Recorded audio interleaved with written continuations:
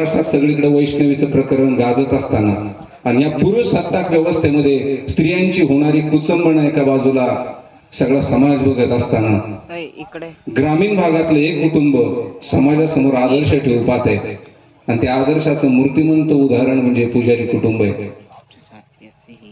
अहो त्या गौतमी पाटीलला बैलासमोर नाचवलं लोकांनी, त्यांनीच नाचवलं.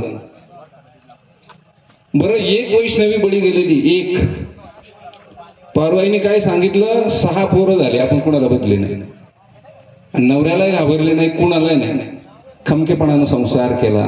पण आजच्या आपल्या महाराष्ट्रातल्या ह्या लेकी बाळी एवढ्या कमकुवत मनाच्या कशा काय झाल्या, कशा काय झाल्या कमकुवत मनाच्या? सगळं घर दार पैसा अडका प्रॉपर्टी सगळं असताना आत्महत्येच्या टोकापर्यंत जातात. कशा जातात? संस्कार करण्यासाठी आपण कुठेतरी कमी पडतोय का, याचा विचार ज्यावेळेस आपल्या मनात येतो ना, त्यावेळेस पुजारी हे कुटुंब माझ्या समोर आदर्श बनून पुढे उभं राहतात. माझ्या आईचं सुद्धा 90 वर्ष आयुष्य लाभलं, पण मला असा कार्यक्रम करता आला नाही.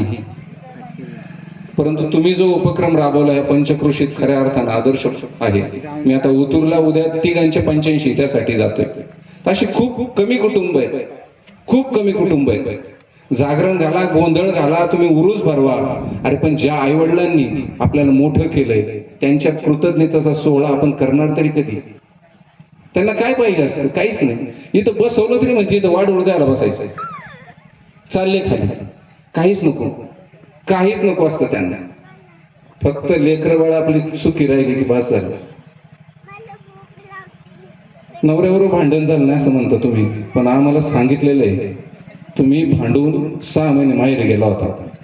नाही, एक दिवसही नाही माहेर. इथे जेवण घालायला कोण होतं?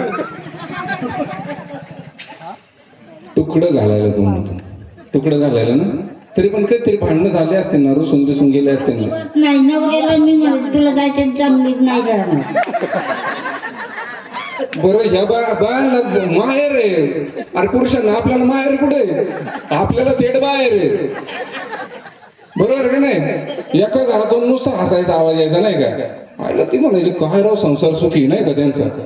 त्याचं गणित जर पाहिलं, गिमिक जर पाहिलं तर नवरा म्हणला तिने जर मला ताटली फेकून मारली मी उकावली तर मी हसतो, आणि मी जर तिला मारली तिने उकावली तर ती हसते. असा संसार आहे. बरोबर ना?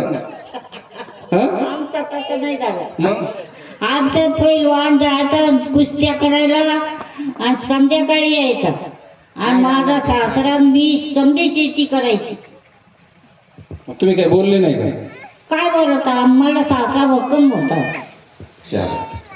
त्या पुरुष सत्ताक व्यवस्थेमध्ये स्त्रियांच्या पाठीशी राहणारे सासू सासरे जर चांगले असतील ना तर संसार चांगला मोठा होतो. याचा आदर्श मूर्तिमंत उदाहरण आहे.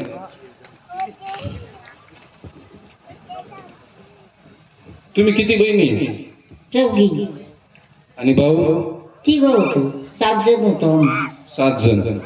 7 जण होते ना. ते बहिणी आल्यात की? आल्यात नाही, काय सामने बसली. ठीक आहे, लाल लुगड्यावाली. ती मला सगळे दाखली येतात, ती बघा ती किती म्हातारी झाली. हो, बायला वय विचारू नाही राव कधी, याला काय अर्थ आहे? तीच ना काळी कोलगेट लावलेली, हा हसती का दात घासते बघा ना, कळत आहे का? आहे ना? लाजले लाजले लाजले. आणि लगीन कुठल्या वर्षी झालं तुमचं? ते मला काय समजत नाही कामामध्ये, ते लगीन कवा झालं, जन्म कवा झाला हे काय. कितव्या वर्षी झालं? 15 वर्षी. 15 वर्ष. आता हे पूर्वीच असंच होतं, तारखा बिरका माहित नव्हत्या.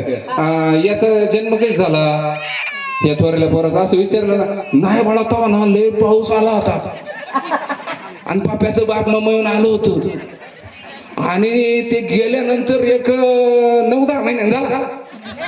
असं असायचं ना.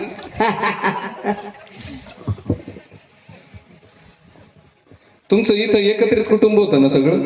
6 बाईला लागत होतं आमच्या कुटुंबाला. आणि हे सगळं जात्या होत्या? जात्यावर नंतर दळायला लागले. आम्ही घरची गिरण टाकली होती. घरची गिरण, घरची लारी. लॉरी लारी होती बटाटे वायाला. एवढं मोठं कुटुंब होतं आमचं. काय बोलायचं हे आपटच आहे बरं रसायन सगळं. हा आपट रसायन आहे. आणि मग हे संसार करता करता ही जी मुलं झाली, आता कसं आहे, जेवढी घरात खाती तोंड वाढतात तेवढं काम वाढतं, बरोबर ना. मग असं काम वाढल्यानंतर कधी त्रास झाला म्हणून कधी कुरकुर केली, जावाजावांची भांडणं झाली असतील ना थोडीफार. नाही, भांडणच नव्हती करीत. माझी सासू होती, सासरा होता, बहीण होती. इथं बहीण होती, बहीण म्हणजे सवत होती मला. हा, बापूची आई. बापूची आई. मला सगळी कुंडली माहिती झाली आता.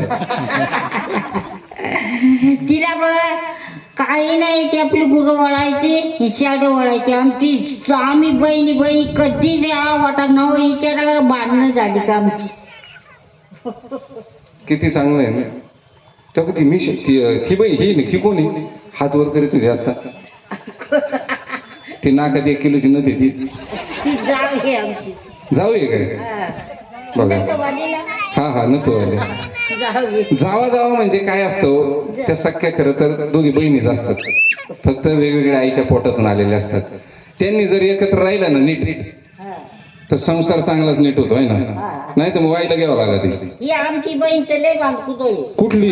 काही बसले. अयो आता काय करणार. लय भांडायची ती. माहेर आली ना आम्ही 4घी बहिणी येतो. आणि मग भावांना म्हणायची, तिचं नाव काय ना? शकूला